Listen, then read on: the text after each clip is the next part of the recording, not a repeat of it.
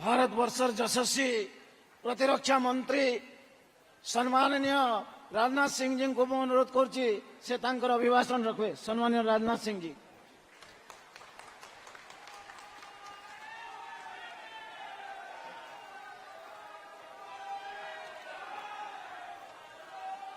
बोलिए भारत माता की। और तेज आवाज आनी चाहिए। भारत माता की। अब यह बात हुई। मंच पर उपस्थित हमारे त्रिपुरा के पूर्व मुख्यमंत्री और राज्यसभा के सदस्य Shri Biplab Dev, ex member of parliament Kalahandi Shri Arka Keshari Dev ji, Lok Sabha प्रभारी Shri Ramesh ji Sahu, Lok Sabha coordinator Shri Shiva Prasad Mund, Shri Arat Rana Mahapatra, district president Kalahandi, और Shri Pradeep Kumar Nayak, MLA candidate from Bhawanipatna, Shri Ramesh Chaudhary Majhi, MLA candidate Lanjigarh, Anirudh Pradhan, MLA candidate Narla, Shri Sudhir Ranjan Pat Joshi, MLA candidate Dharmagarh, Shri Manoj Kumar Mehar, MLA candidate Junagadh. यहां मौजूद मेरे सभी सम्मानित बहनों एवं भाइयों, शायद काली हांडी में इस स्थान पर किसी सभा को संबोधित करने के लिए पहली बार मैं आप लोगों के सामने खड़ा हुआ हूं। पहली बार आया हूं, फिर भी आप लोगों ने बहुत ही गर्मजोशी के साथ स्वागत किया है। लेकिन भारत की परंपरा है और शिष्टाचार का तकाजा है कि स्वागत, अभिनंदन और सलाम दुआ कभी एक तरफा नहीं होना चाहिए। इसलिए मैं भी अपनी तरफ से शीश झुकाकर आप सभी बहनों भाइयों का हार्दिक अभिनंदन करता हूं, आप सभी का स्वागत करता हूं। मेरे बहनों भाइयों, पहली बार श्रीमती मालविका देवी जी को बोलते हुए मैंने सुना है। मैं बिप्लब देव जी से कह रहा था कि मालविका देवी जी ये तो बहुत ही अच्छा बोलती हैं, और इनको सुनने के बाद मेरा विश्वास पक्का हो गया कि यदि मालविका जी यहां से सांसद बनकर भारत की संसद में पहुंचेंगी तो आपकी समस्याओं को भारत की संसद में प्रभावी तरीके से आवाज देने का काम करेंगे।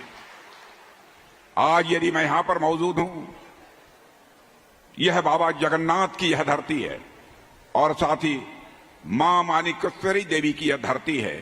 इसलिए इस धरती को मैं शीश झुकाकर मैं प्रणाम करता हूं।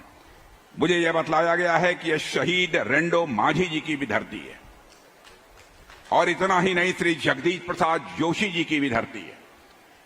इन भी विभूतियों को मैं अपनी तरफ से नमन करता हूं मेरे बहने भाइयों, कि आज ऐसी धरती पर मुझे आने का यहां पर सौभाग्य प्राप्त हुआ है। जहां तक कालाहांडी का प्रश्न है, लंबे समय से भारत की राजनीति में मैं अपनी भूमिका निभा रहा हूं। कालाहांडी आज के कुछ साल पहले लोग कहते थे जहां सबसे अधिक भूखमरी हो, जहां सबसे अधिक गरीबी हो, जहां सबसे अधिक लाचारी हो, उसे ही मान लीजिए कि वही कालाहांडी है। लेकिन आज आप लोगों को देखने के बाद, आप लोगों के चेहरे के देखने के बाद बहनों भाइयों, मैं समझाऊं, चाहे जो कुछ भी हुआ हो, 10 वर्षों के अंदर जब से प्रधानमंत्री मोदी जी बने हैं, उनके नेतृत्व में जो भी कदम उठाए गए हैं, जो भी सामाजिक कल्याण के कार्यक्रम प्रारंभ किए गए हैं, अब कालाहांडी के बारे में मैं समझता हूं आगामी 5-8 वर्षों में वह धारणा नहीं रहेगी जो कि पहले हुआ करती थी। और आज मैं अपने आपको यकीन दिलाने आया हूं, बहनों भाइयों, हमारे प्रधानमंत्री का संकल्प है कि हिंदुस्तान का एक भी क्षेत्र शेष नहीं बचेगा जिस क्षेत्र का तेजी के साथ विकास न हो। क्योंकि भारत को हम विकसित भारत बनाना चाहते हैं, तो जब तक भारत के हर क्षेत्र का विकास नहीं होगा, तब तक भारत को विकसित भारत बनाने का भी हमारा स्वप्न पूरा नहीं हो पाएगा। कालाहांडी में मुझे याद है बहुत सारे एनजीओ यहां गरीबी पर्यटन के लिए आते थे, और यहां से जाने के बाद अखबारों में लेख लिखते थे, कहते थे कि वहां कितनी गरीबी है। इतनी गरीबी तो शायद दुनिया में कहीं नहीं होगी। इस प्रकार के लोग लेख लिखा करते थे। यहां से जाने के बाद आपने इस देश में लंबे समय तक कांग्रेस की सरकार को भी काम करते हुए देखा है। बहनों भाइयों, मैं आपको याद दिलाना चाहता हूं, पंडित जवाहरलाल नेहरू भी, चाहे वो श्रीमती इंदिरा गांधी रही हों, चाहे राजीव गांधी जी रहे हों, चाहे डॉक्टर मनमोहन सिंह जी रहे हों, सबने यह दावा किया हमारी सरकार बना दो, हम भारत से गरीबी को मिटा देंगे। आपने सारे इन लोगों की सरकार बनाई। 50-55 वर्षों तक अखंड हुकूमत इस हिंदुस्तान में यदि किसी की रही है तो कांग्रेस की रही है, लेकिन हिंदुस्तान की गरीबी दूर नहीं हुई है। लेकिन बहनों भाइयों, मैं दावे के साथ कह सकता हूं, हमारे प्रधानमंत्री मोदी जी के आने के बाद 8-9 वर्षों के अंदर ही हम लोगों ने भारत से 25 करोड़ लोगों को गरीबी रेखा से बाहर करने में कामयाबी हासिल की है। यह मैं नहीं कह रहा हूं, बल्कि सारी दुनिया की वित्तीय संस्थाएं कह रही हैं। भारत का नीति आयोग इस बात को कह रहा है। जो काम कांग्रेस नहीं कर पाई कभी, उस काम को करने का जो मुहिम प्रारंभ किया था हमारे प्रधानमंत्री ने, उसको काफी हद तक उन्होंने पूरा किया।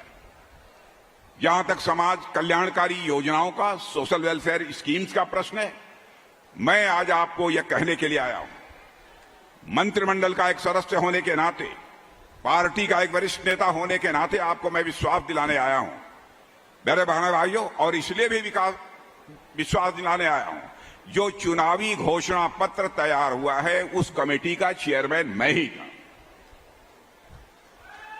घोषणा पत्र में जो कुछ भी हम लोगों ने लिखा है, बहुत सोच समझ कर लिखा है।